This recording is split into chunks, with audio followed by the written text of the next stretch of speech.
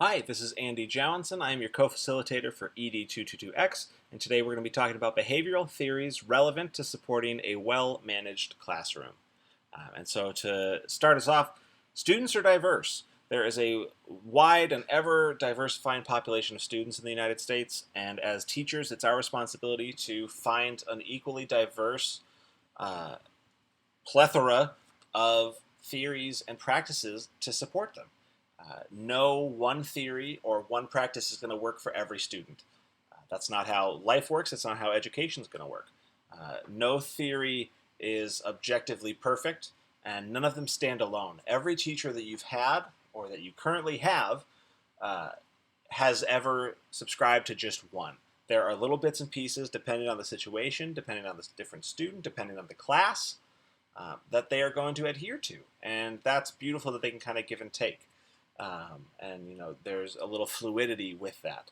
And so we're going to talk about some of those theories, some of those theorists, and how we can implement those in our future classrooms. So the first one is teacher attribution theory. And so Weiner talks about this. It's the way that teachers perceive causes of their students' performance that can affect teachers' emotions. And so basically what that means is that the student behavior is going to affect how the teacher is going to be able to perform and how they're going to be able to interact with the class. And so as a teacher, you have three questions that you need to address. When looking at a student, is their behavior due to an internal or external cause? So is it something that's going on maybe at home that's an emotional cause?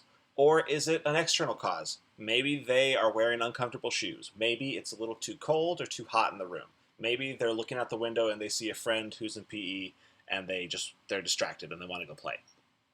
Are the causes under someone's control?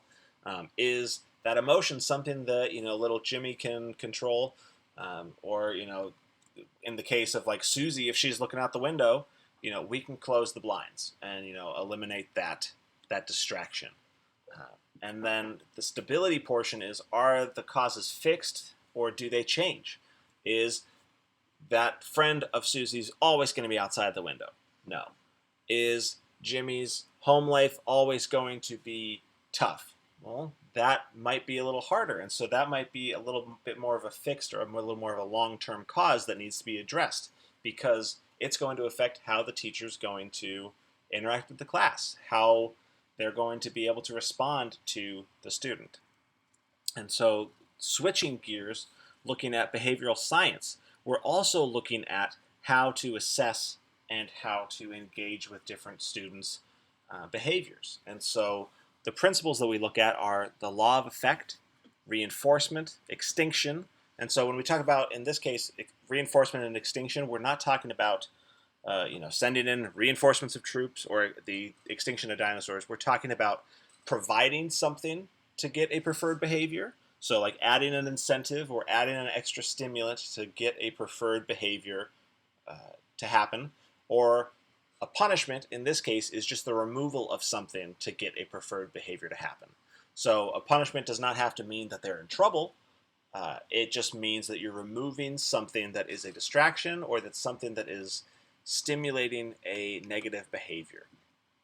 Matching law, motivating operations. So is there an abundance? Are they satiated? Is there an abundance of a stimulant, of an occurrence that's making a behavior happen? Or is there a deprivation? Are they not getting enough attention? Are they getting too much attention? Are they there's this fine balance, and the teachers are constantly having to assess through behavioral science, okay, what are the constant needs, the ebb and flow of a student's interactions, their day-to-day needs, and just minute to minute, hour to hour needs.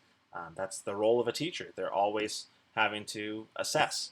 And the last thing is discriminatory stimulus. So choosing when to have a stimulant. So to whether that is to give a different type of learning. So if it's when to cue up a video, when to issue discipline, when to provide a reinforcer or a punishment, give or take of a stimulant.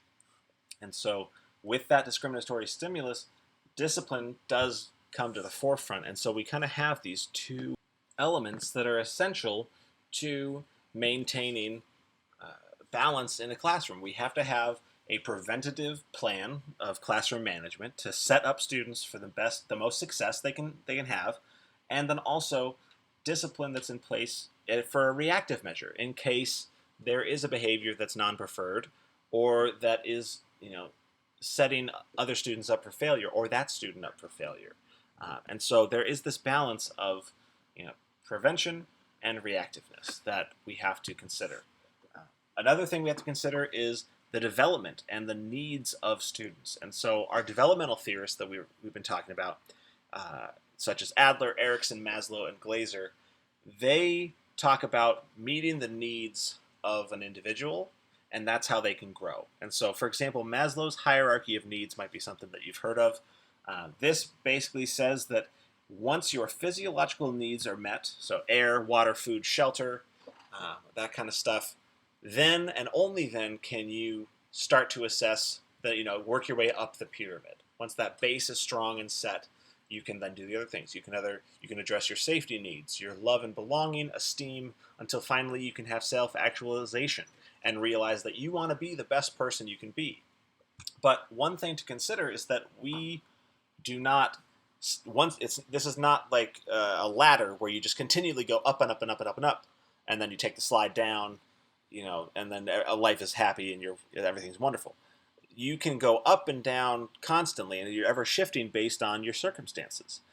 So if you are at school, let's say, and then all of a sudden you're told you have to go home because there's a pandemic, well, suddenly your friendships might be taking a hit, your personal security might be taking a hit, your health might be taking a hit, your property, and you're suddenly having to worry about, all right, well, where am I going to live? Where am I going to get food because the dorm's closed, the cafeteria's closed? That your whole life shifts and you have to reassess and figure out, okay, what do I need to live? And so then you try to get those physiological needs up, and then you can work your way back up the pyramid.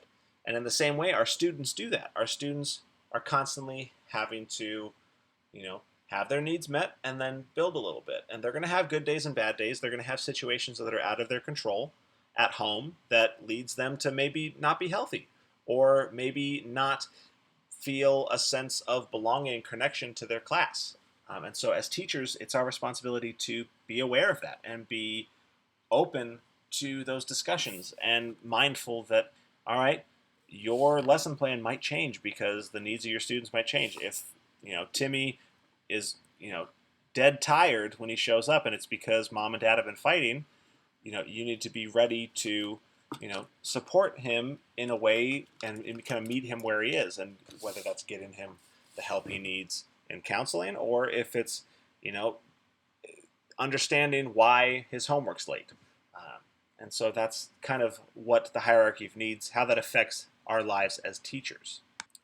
On the other hand, Glaser's reality therapy is another one of those developmental theories in practice. And so Glaser focuses on the consequences of behavior and their relationships with other people. And so Glaser doesn't focus too much on the causes of misbehavior, so those at-home causes, maybe that in those environmental causes, but just wants to deal with the here and now. It's happening, and we need to address it. And so some would argue that there might be a little less nuance to it. But at the end of the day, Glaser's choice theory does have similar roots to Maslow's in that he has a hierarchy of needs. Granted, it's 5, and it's a little more basic and just simplified of survival, love, belonging, power, freedom, and fun. And that's what his whole theory is based on. And so when you look at that, though, at the center, at its core, is you need to have an environment and you need to have a place where all those things can happen. And so for teachers, that is the classroom. And so whether that is a physical classroom or if it's a digital online platform such as Canvas, we need to make sure that it is set up as teachers, as educators, to be the best it can be to support all the students. And so part of that you can do is make sure that your rules and routines are clear. You're giving students precise commands and that they understand exactly what is expected of them. That's how they're going to actively engage. That's how they're going to get better and continually grow and develop as students, as human beings. If they know what's expected of them, they're going to be able to go above and beyond rather than wondering, oh, well, I didn't want to do too little, I didn't want to do too much, I wasn't really sure what you were going for. Vagueness does not help in education. You need to be clear and precise. In the hopes of being clear and precise, I have for you an assignment alert. So, your assignment for this week is to create a presentation between 3 to 5 minutes to share on any medium. So it can be written and just spoken to a camera, it could be a PowerPoint presentation, it could be spoken word, it could be an interpretive dance, maybe not an interpretive dance, you could do a song, whatever you want to do to talk about an educational theorist and their theory and explain that to the class. So that means posting to Canvas, commenting on one other classmate's presentation, and then responding to any comments that you receive on your own video. You can choose to use any of these educational theorists that you see on the screen. Go ahead and pause that if you'd like to look up any of them. Or you can feel free to Google or search for any other educational theorists that you know or that might interest you, and you can do your report on them. So, 3 to 5 minute presentation, put it on Canvas, comment on another presentation, and that is it for the week. Thank you so much. Please contact myself or Professor Stanley if you have any questions. We are here to help and wish you the best of luck and are looking forward to seeing your presentations later this week. Thank you.